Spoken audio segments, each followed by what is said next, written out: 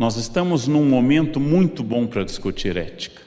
Eu sou uma pessoa estruturalmente otimista, talvez por ter lido Poliana Moça na juventude e fazendo o jogo do contente. Quem não sabe o que é a nota, depois o tio explica um pouquinho melhor. Nós podemos falar de uma grande ética pensada por pessoas como Aristóteles, que fala de valores de convívio, e podemos falar de uma pequena ética surgida nas cortes europeias, que também é chamada de etiqueta. A alma da etiqueta é uma coisa muito simpática, é a discussão do espaço do outro, à mesa, no elevador e na rua. A etiqueta é uma coisa muito simpática e está fazendo falta. Ela diz respeito a dizer com licença, por favor, obrigado, e não avançar com a sua mochila no metrô como uma divisão Panzer alemã invadindo a Polônia. A etiqueta é muito simpática, ela não tem nada a ver com a frescura de talheres à mesa. Isso é uma invenção da burguesia decadente do século XX. A etiqueta surgiu como um espaço para dizer quem é educado e quem não é. Mas nós falaremos hoje da grande ética racional, já que a ética moral, aquilo que nós chamamos propriamente de moral, não diz respeito à filosofia, mas a um comportamento de base religiosa. Os dois são fundamentais na aventura humana. As freiras do meu colégio que colocaram no banheiro a frase "Deus te vê", tinham em meta reprimir comportamentos individuais ou coletivos naquele espaço. E com isso criar o sentimento de culpa. Nós não trabalharemos este caminho.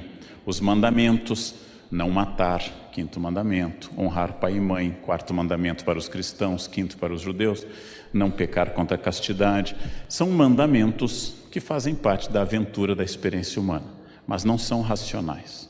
Eles são revelação divina sobre a humanidade.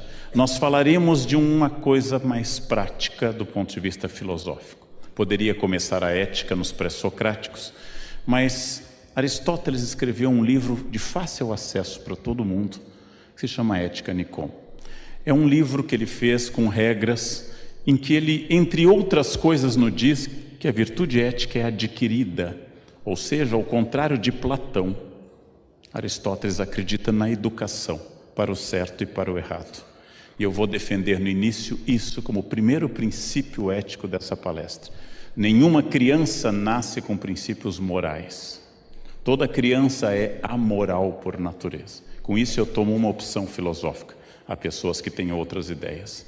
Nenhuma criança, ao urinar ou defecar, pergunta aos pais: será o momento adequado, mamãe, que eu defeque agora? Não, elas fazem o que elas pensam naquele momento. Cabe aos adultos, num processo penoso, e ensinando o limite do outro, lentamente o certo e o errado, e começar a ensinar a virtude ética. E diz também Aristóteles que nós temos capacidade de aprender. Logo, a primeira informação ética aristotélica, distinta de Platão, é uma discussão longa, é que nós precisamos recuperar o prazer de educar as pessoas. Educar o serviço público, educar o cliente, educar o cidadão, educar as crianças, para o que é certo e para o que é errado. Sem muita firula filosófica. Roubar é roubar, não importa nenhum debate. Roubo é roubo. Gente honesta é honesta, gente desonesta é desonesta. E temos que voltar às coisas muito simples para poder voltar a um conceito que diz respeito a Aristóteles e a tantos outros, que é responsabilidade. O que acontece no meu campo de trabalho é minha responsabilidade. Eu faço parte deste processo. Nós vemos de uma cultura estudada no Brasil por grandes antropólogos, Roberto da Mata, por grandes historiadores, Sérgio Buarque, que tem como característica a omissão do sujeito histórico. Faz 33 anos que eu pergunto aos meus alunos a seguinte ideia: você está atrasado? E o aluno me responde: não, foi o ônibus. Vejam, a única resposta a alguém atrasado é sim, eu estou atrasado. E o motivo foi o ônibus. Mas ninguém jamais me disse isso. Não, o despertador não tocou. O celular caiu a bateria. Eu não ajustei por horário de verão. Ninguém me diz: sim, professor, eu estou atrasado. porque nós sempre tiramos o nosso eu. Os brasileiros dizem uma frase obscura, muito estranha: o povo não sabe votar. É muito estranha essa frase, porque pressupõe, em primeiro lugar, que eu seja o aristocrata, que eu não seja povo e que eu saiba votar. Esta frase está apontando um dedo para alguém sem observar os três que estão apontados para mim. Se o brasileiro não sabe votar, eu sou. É a mesma questão que eu discuti no livro Pecar e Perdoar. Uma entrevista, uma pesquisa feita pelo Ibope, mostra que 95% dos brasileiros se acham alvo de inveja, mas não encontraram na pesquisa um único invejoso. É um mistério. É um mistério. Todos somos invejados, não sei exatamente, mas todos somos, mas não há nenhum invejoso. Aliás, dos 7 pecados capitais, é o único que você nunca encontra alguém. Você encontra alguém raivoso, se orgulhando disso, aí eu parto para a briga mesmo. Você encontra gulosos, eu gosto de comer. Você encontra preguiçosos, mas nunca encontra um invejoso. Ninguém diz, eu tenho uma inveja. Ninguém diz isso. O mundo dos outros é uma definição dada pela enciclopédia francesa, reforçada num pequeno texto iluminista. O limite da ética é o limite do campo alheio. É a primeira pergunta ética.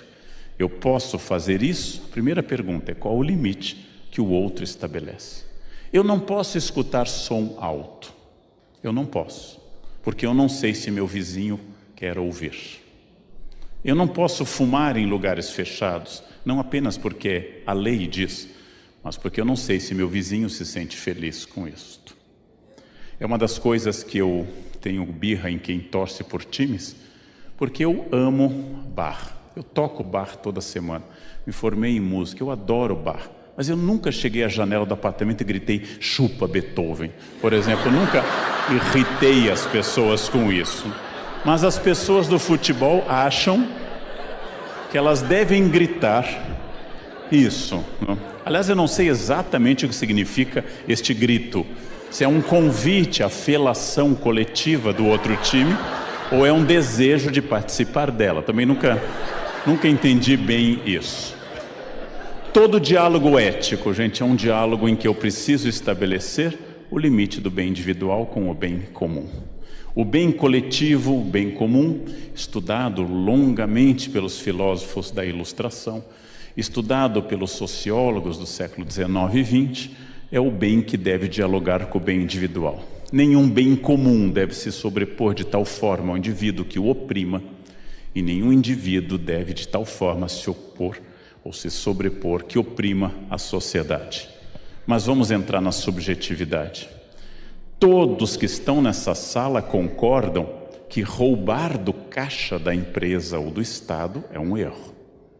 O estelionato, o roubo direto, esta ação de retirar dinheiro, especialmente grave na área pública, porque prejudica toda a sociedade, é uma coisa abominável. Mas, tirando os que estão nessa sala, a gente sabe que no serviço público tem gente que leva lápis para casa. A gente sabe. Eu já ouvi falar na Unicamp que houve numa outra faculdade alguém que levou um lápis para casa. Aquele bloquinho, aquelas folhas, está tão caro folha, né? O toner tem tanto no almoxarifado. Ou eu posso imprimir meu trabalho da faculdade aqui, porque aqui tem tanto, né? E esse governo rouba tanto da gente que é bom a gente tirar um pouco. Ou eu posso ficar no Face 1 hora, horário que eu estou roubando daquilo que eu sou pago para trabalhar. Aí nós entramos no campo de qual é o tamanho que forma um ladrão. É claro que no ladrão na ponta eu tenho certeza disso. Mas e o ladrão da base? É aquilo que eu disse uma vez no Jornal da Cultura.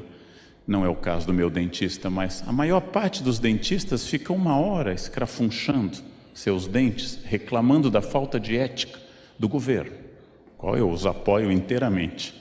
E ao final perguntam: você vai querer recibo ou não? E não vem em nenhuma relação entre uma coisa e outra. O tamanho da infração talvez tenha a ver com um fato terrível. Nós admiramos a força, o empreendedorismo das pessoas que infringem a ética. Nós admiramos isso. O bad boy é sinal de força. Por exemplo, à direita vocês veem um príncipe herdeiro da Inglaterra, que é bom moço, pontual, casado com 2 filhos, não? Absolutamente discreto, culto, excelente aluno, bom marido, um porre absoluto. À esquerda, seu irmão, maconheiro, dado a baladas com prostitutas, já foi até a festa fantasia com roupa de nazista. É o membro mais popular dos jovens da família real. Nós não gostamos de gente muito certinha, elas são chatas. E aqui está uma ambiguidade ética grave no nosso caso. Eles têm uma leve esperança de sobreviverem à avó, uma leve esperança, não? Porque a Elizabeth é aquela que... O Charles, coitadinho, não tem a menor chance para isso. Essa imagem mostra a cena fundadora da cultura ocidental, quando Adão e Eva desobedecem a Deus, e um consolo para nós que mexemos com empresas públicas. Deus faz a empresa perfeita, chamada Éden Limitada, coloca 2 funcionários que ele próprio fez na própria empresa, do barro da empresa e das costelas dos funcionários. A segunda funcionária, Adão teve que dar o sangue para formá-la. Deus sabe tudo, estabelece o lugar perfeito e diz: a empresa só tem uma regra, não pode comer essa fruta. Eles foram lá e comeram. Deus não conseguiu controlar os funcionários. Como é que eu posso esperar na minha repartição este controle? Expulsos do paraíso, eles têm 2 filhos, um mata o outro. 50% de homicídios na primeira família da história. 50% de homicídios. Mais 7 gerações e Deus afoga todo mundo no dilúvio. Ou seja, não dá para reclamar, não? Não dá. Não começou bem. Não começou bem essa história. Mas Adão e Eva só são o que são, humanos, porque desobedeceram, porque quebraram a norma dada pelo Criador. A Bíblia teria terminado no capítulo 2 do Gênesis, se eles não tivessem desobedecido. Todos os dias eles continuariam felizes. Esse trecho do Paraíso Perdido, um poema do século XVII, John Milton, diz uma coisa muito interessante. Nesse poema que narra a queda do homem, o demônio é atirado na terra pelas forças do arcanjo Miguel,